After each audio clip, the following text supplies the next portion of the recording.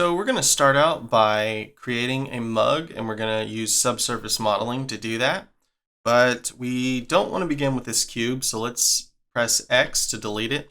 And then let's press Shift A, and under Mesh, let's add a cylinder shape. All right, so let's tap W, which gives us a subsurface modifier and some smooth shading. Also going to go ahead and press T to bring up my tool shelf and my property shelf here, and press my full screen button. So we've got a little more screen real estate to work with. And I'm going to tap W again, tap it one more time. And so I've got about 3 levels of subdivisions on this object here. One thing that the subsurface modifier is doing to this cylinder shape is giving us these kind of pumpkin-like ridges, which may be cool if we were making a pumpkin, but we're not, we're making a mug. So let's press Tab to go into edit mode. Note here that the edges of this cylinder are shrink wrapped around the effects of the subsurface modifier, and this is because cage editing is on by default. Now, typically cage editing makes working in Blender a whole hell of a lot easier and more enjoyable, but sometimes it can get in the way a little bit, and if you ever feel like it is, you can always, under display here, turn off cage edit, and this will turn off cage editing for everything you're working on in your scene.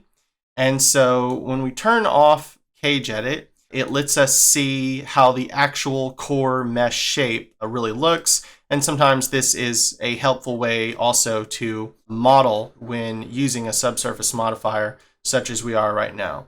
But I'm going to go ahead and turn it back on because it's working well for me right now. So just know that you can turn cage editing on and off across the board under this display option, or if we press our full screen button, you can also turn it off and on for individual objects just by pressing this button. So I'll click my full screen button to go back here. One general rule of thumb that you'll find active across the board, the less geometry your object has, the rounder it will be.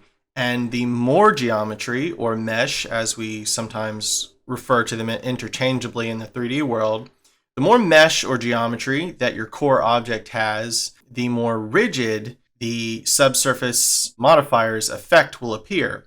So as soon as we start extruding and adding faces and such to this object, it's going to take on more and more shape. We're in face selection here, so I could select this top face here. If I hit E to extrude, we get a now much more definitive shape. I'm going to go down to the bottom of this cylinder and select this bottom face and hit E to extrude that as well. And so now this cylinder is starting to look a bit more like a cylinder.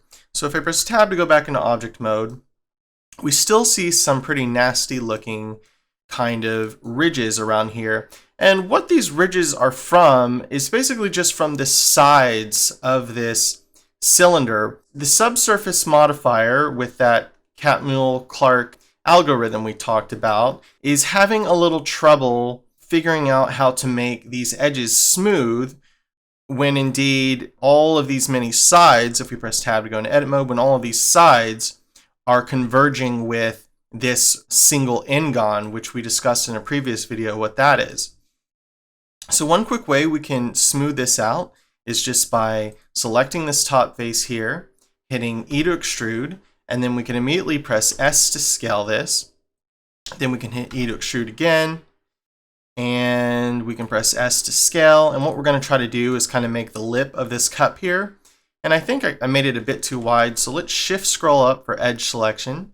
Then we're going to Alt select this edge, so it loop select this loop of edges here. Press S to scale it out until we get that how we want.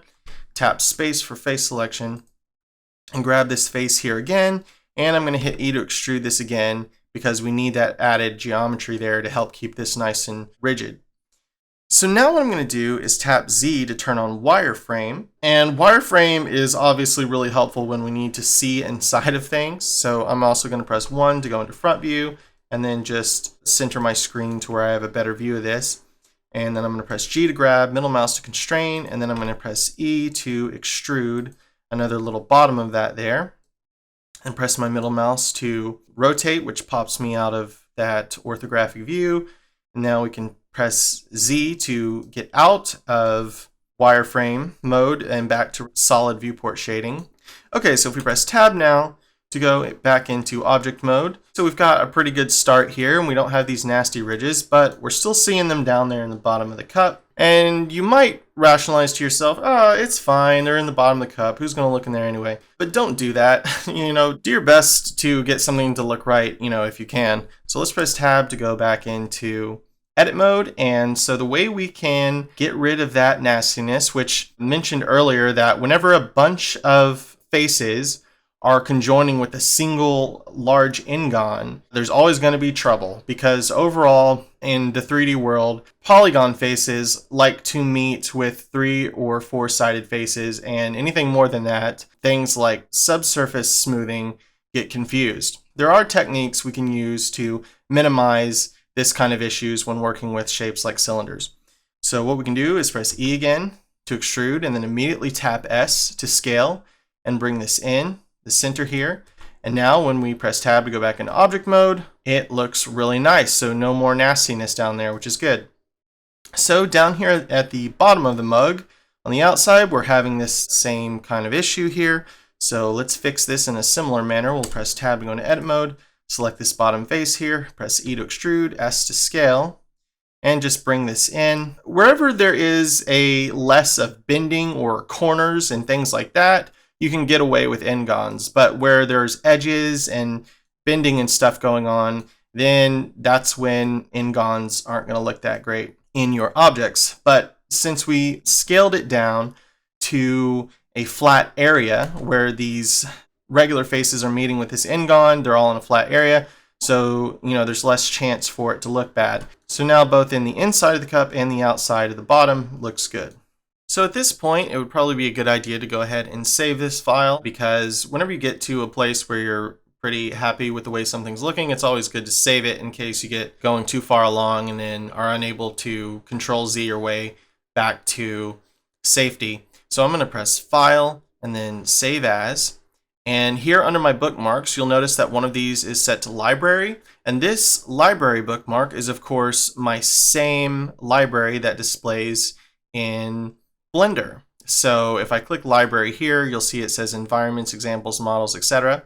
And if I press cancel and then press my full screen button, you'll see these same folders here. So just want you to understand that those are the same location, and that I definitely suggest making a bookmark of your library folder so it's easy to get to and save things and stuff like that. And once again, all you do to make bookmarks is you navigate through your computer, such as your hard drive or whatever, get to that folder, and then just press this plus button, and that folder will be permanently added as a bookmark. But anyway, I'm going to click on my examples folder because I want to save this in my examples folder. And I'm just going to call this Subsurface Modeling.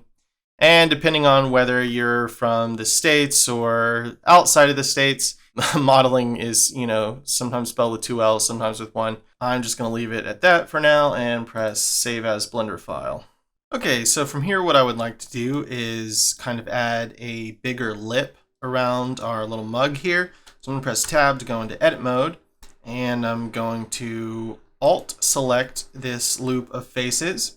And notice that if you Alt select on a vertical line while in face selection, that the selection will go horizontally, but if you Alt click on a horizontal line, the selection will go vertically. So if I were to click on, say, this line, it goes the other direction. So if I were to Alt click over there. But anyway, so we will select that, press E to extrude, and when we do that, we see something weird happen. So if I were to just click to confirm that, when we extrude just now, why did this get so tiny? The reason why that did that is because if I were to press Control Z right now, although the distance between this line here and this line here looks pretty far, in reality, these lines are actually closer to each other than the subsurface modifier is letting on. So if under display, we were to turn off cage editing,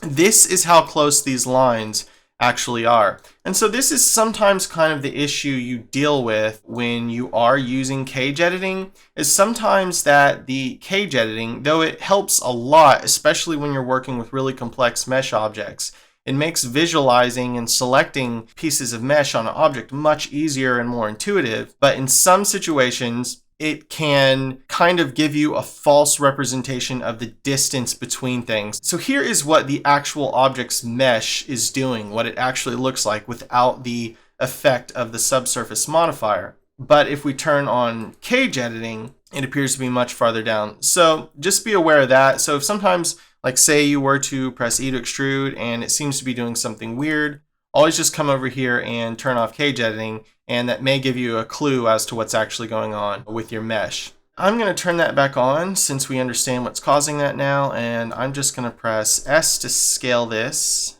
up and G to grab and bring it down, and then I'm going to press S to scale it out, whereas just a second ago we were scaling holding the middle mouse to constrain it along the Z-axis.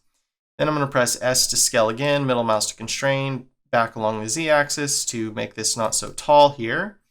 And then let's press S to scale it inward a little bit, right up under here. And I'm holding this time Control and middle mouse to zoom instead of just scrolling to zoom, because when you're trying to get up close on an object, it's a lot easier to do that by using the precise zoom by holding Control and middle mouse, so we can get that nice smooth zoom up there. What I want to do is not make this edge so tight here. So what I'm going to do is shift scroll up to do an edge selection and alt select this loop of edges here. Press S to scale this, G to grab, middle mouse to constrain, because I don't want that lip being so tight in there. And then I'm going to press Shift W to add another loop cut here.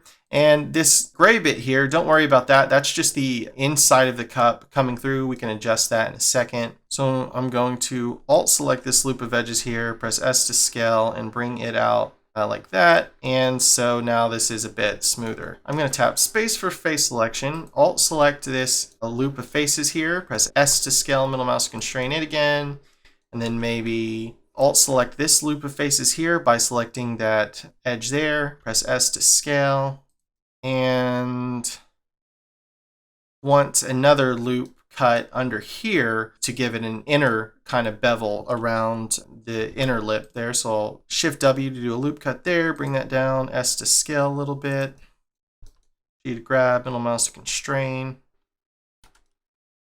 Okay, I can live with that. Okay, so now we're going to make a handle for our mug here. Let's press Tab to go into edit mode. And what I want to do is create some faces to extrude a bottom part and a top part of this handle. So what I'm going to do is press Shift W to do a loop cut and then just bring it down here towards the bottom, and then Shift W here to make another loop cut and bring it out towards the top. Okay, so let's tap space for face selection. And then I'm just going to select one of these faces down here and then shift select another one and then shift select two more for the top. Then just let's hit E to extrude, and then let's hit E to extrude one more time. And so my handle here is cutting into the lip a little bit, and we don't want that. So let's alt select this loop of faces down here and then hold alt and shift to add another loop to that loop selection. Alt shift select that one, alt shift select that one, and alt shift select that one down in there too. Then let's press G to grab, middle mouse to constrain, and bring this up a bit to where it's no longer cutting into this handle. So what we're going to do is bridge the faces between this top handle and this bottom part of the handle. So if we click on this face, shift select this one, and then shift select these other two here, we could press Shift F. But when we do, we see that it looks bad. So I'll press Control Z to undo that. And the reason why that's happening is that for the bridge edges to work, there needs to be a little bit of a slant with this set of faces and this set of faces so that there's an understood arc for Blender to make. There's many ways to accomplish the same task in Blender and in 3D across the board. The right way is the way that ends up with stuff looking how you want it to look and is the fastest way to do it. That's the difference between right and wrong. So I'll show you two different ways we could prep these faces here to do this same task. So one way we could select this face here, shift select this other, press R to rotate it, and then I could hold on my middle mouse to constrain, get my axis to stick to this here because I want it to rotate this way, and then let go so I can, move it around, and then click to confirm.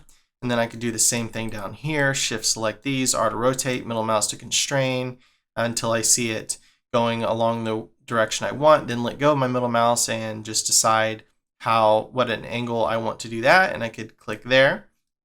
And so now if I were to shift select these top faces here and press Shift F, we get a proper bridge here which we can adjust. So that's one way to do it. So I'll press Control Z to undo that and Control Z to undo those rotations.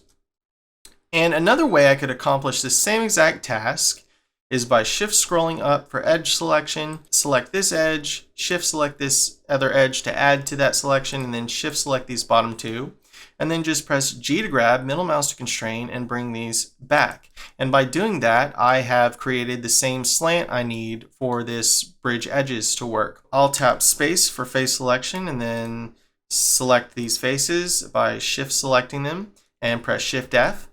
And this time the bridge is created properly, but I would like for it to bow out and do some other stuff. So what I'm going to do is double tap space, which this brings up our operator menu. And whenever you add a new object or you just used a tool, you can always double tap space to adjust that new object settings or the tools settings that you just started using. So I'll increase the number of cuts here like this. And I can adjust the smoothness, which controls the arc of the handle there. And also this profile factor, which we can tighten up just a little bit so we have a little bit of additional smoothing going on. And do that about like that. Okay, press tab to go back into object mode. Doesn't look too bad. Looks like it's creasing down here a little more than we want. So let's press tab to go into edit mode. I'm going to shift scroll up for edge selection, alt select this loop of edges here. And this time, rather than pressing G to grab this, what I'm actually going to press is double tap G. And what double tapping G does is it slides a selection if we're in edit mode rather than just moving it. So if I were to press G, I have totally free roam of moving this edge loop here. Press Control Z, but if I double tap G, what this will do is constrain this loop of edges to the mesh that it's already connected to. And in some situations, this is really helpful, and particularly in this one. So this was close to here, causing this kind of crease I don't want. So by double tapping G, we get it to slide along the mesh it already belongs to. And so I just want to bring it out a little bit further like this. And then we'll do the same thing up here. Alt select this loop here and double tap G to slide instead of move, and just bring that closer towards that, and looks a lot better. So one other thing I think I'd like to do is I'm going to tap space for face selection and select all these inner faces here. And a quick way to do that is to use my circle select. And circle select basically lets you just paint on a selection by holding C. So if I hold C, this brings up my circle select. And I can increase the size of the brush by scrolling up or down. And then with my fingers still holding C, I can just click and paint on the faces I want selected, and then move up and then hold C down again and click, and I've got these. Okay, only I didn't want these two here. So I could, shift click on these to deselect them, but we can also click and hold down on the middle mouse to paint off a selection. So that's really helpful. So I wanted to select those, so I could basically press S to scale, middle mouse to constrain, and I just wanted to bring them in a little bit just for a few more style points on our handle here, just to make it look a little more deliberate. Let's go ahead and save this, and so to do that quickly, we can just press Control S, which will bring up this little pop-up menu, and go ahead and click it to confirm it. Finally, what I want to do is maybe squeeze in the middle of this mug a little bit. So I'm going to press Shift W to add a loop cut, and then scroll my mouse up once so we actually get 2 cuts in here. Then click to confirm that, and click again to confirm the position of them. Then I'm going to press S to scale these just a little bit. And notice that when I do that, the inside of the mug is actually bleeding through, which is not a problem. We can adjust that in just a second. And then I think I'm going to press S to scale, middle mouse to constrain, and just, bring this up just a little bit, just to have a little more flair to my mug here. You can make your mug look like whatever you want too. So let's press space for face selection. And what I want to do is grab these interfaces in here and suck them back in so that they're not showing through here.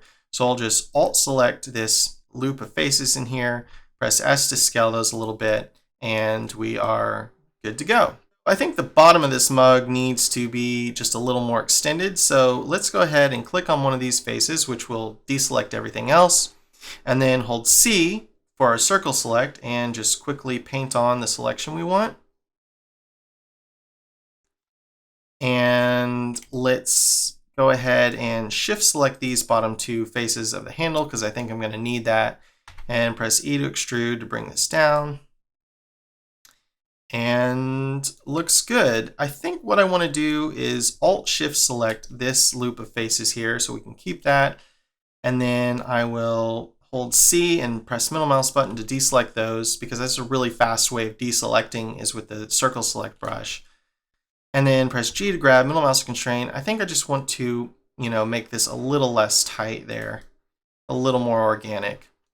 Press tab to go back in object mode, and we're done with our mug. So in a second here, I'm going to model a plate and a knife and a spoon, but I'm not going to be talking through that. I just want to give you kind of a quick demonstration of some more subsurface modeling. You can also find this completed file in the description of this video. You can download that for free. Quickly before I go, I want to mention a really important step in the process of modeling.